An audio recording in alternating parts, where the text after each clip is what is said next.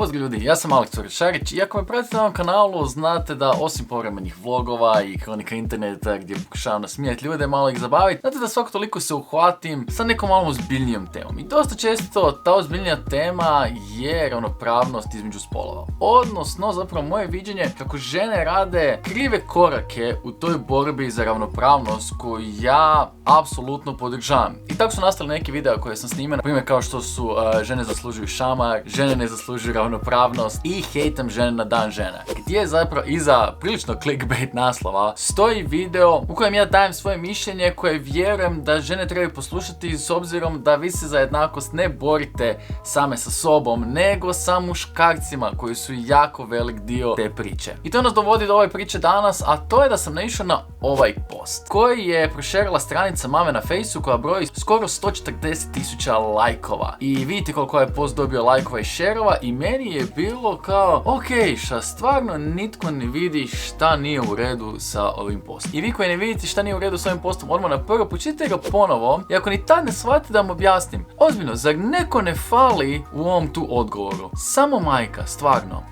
A otac? I sad zamislite kako se osjećaju svi očevi koji su ovo vidjeli i da je toliko ljudi šeralo i da je toliko ljudi lajkalo i komentiralo, a oni stoje sa strane i misle kao aha, lijepo je da me se poštuje. A ne samo to, zamislite da je to vidio neki samohrani otac, kojih nažalost znamo da ima i to sve u većem broju. Zamislite njemu je kao osobi koja se pokušava potruditi za tu djecu i zapravo na neki način život daje za njih i onda vidi ovakve postove i ovoliko reakcija na ovakav post. Je to društvena mreža i je to samo jedan post, ali gradi i podupire tu jednu krivu sliku koju mislim da apsolutno trebamo što prije izbrisati. Ali očito da iza tog posta ne stoji ta stranica, već stoji stranica Magic Whisperer, na koju sam otišao da vidim o čemu se tu radi, da malo produblje i nadam sam da je to jedna jako jeftina stranica koja je prepuna ovakvih postova. Jer ta stranica broji 600.000 pratitelja i sad ja ne znam koliko je tu žena, pretpostavit ću da barem polovica je žena, ako ne i većina su one koje prate ovu stranicu. I to ima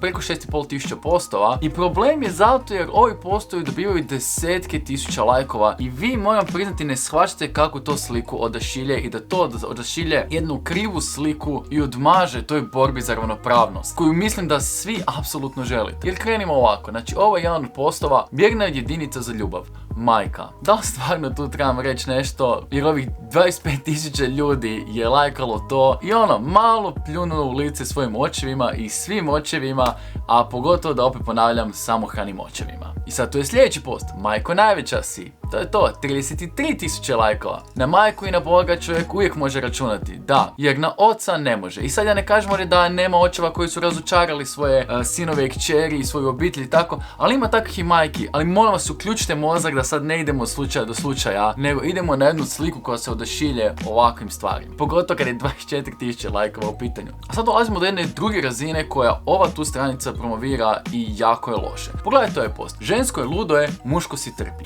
Jako krivo. Znači to je kao ali ne. Nemojte žene lajkati to stvari. Nemojte podupirati tu sliku o sebi. Zato jer vi ne znate šta time radite. Vi samo time pojačavate onu sliku o vama, da upravljaju vama samo emocije. Koja žena nije doživjela da kad je potpuno živčana, da ju neki frajer pita jesi ti možda u PMS-u ili neko komentira, ma sigurno je u PMS-u. Vi ovakvim lajkanjem i ovakvom retorikom podupirete to razmišljanje. I onda ovaj sljedeći, skoro 20.000 lajkova, luda žena je muška radost. Ne, nije. Luda žena je luda žena. Luda žena je prokletstvo svih nas i drugih žena, a pogotovo muškaraca koji se nađu u njenom svijetu. I opet podupire da vama upravljaju emocije, da ste lude, da ne možete biti racionalni, racionalno razmišljati i šaljete krivu sliku o sebi, lajkajući i šerajući ovo. Da, je samo jedan post i je društvene mreže koje onako ne trebamo shvaćati ozbiljno, ali ovo su već brojke gdje trebate shvatiti da to ima negativne konotacije. I onda lude žene lijepo vole. Ne, lude žene ludo vole. I to ne u dobrom smislu. Ne kao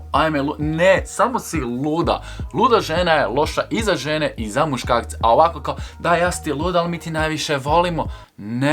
Ne podupirati tu sliku o sebi. I reći vam to, ja kao muškarac i kad ja vidim da neko šera ovakve stvari, meni je to onako Prvi onaj red flag kao, da. Jer ako će ona svoje postupke i ludila i demone koje ima u sebi neriješene i psihoze izvlačiti na kao, ja sam ti žena, mi smo ti takve, jednostavno ne želim tu osobu kraj sebe i vjerujte mi, niko ne želi. Čak ni druge žene ne žele tu ženu kraj sebe. Zato molim vas, prestanite podupirati ovakve stvari. Zato ne samo da štetiš sebi, štetiš svim ženama i curama koje stvarno ne zaslužuju da ih se ovako gleda. Da ne spominjem koliko ova Instagram stranica i ovaj brand Magic Whisperer je jeftin i jadan i koliko tako na jeftine stvari skuplja klikove. I ako se pomisli da osoba ili osobe koje stoje iza ovoga kao rade to samo iz nekog kao širenja ljubavi i dobrote i toga, ne, rade to za obične lajkove i klikove. I evo vam primjer. Ovaj tu, znaš li koji je tvoj najveći prijatelj? Majka je objavila je prvi put, možda i prije toga, ja nisam scroller, ima 6.500 postova, 5.12.2018. A, pogledamo ovo, isti post ove godine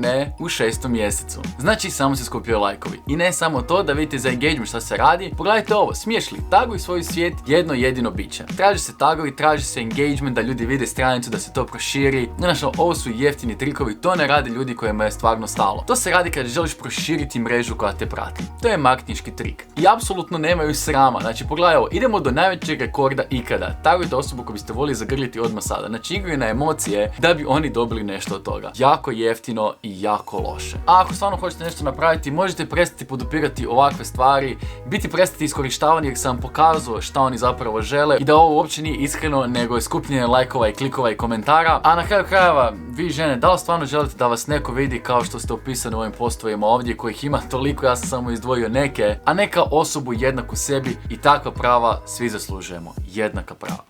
Hvala što ste pogledali ovaj video do kraja. Ja sam bio Aleks Vračarić i bok bok.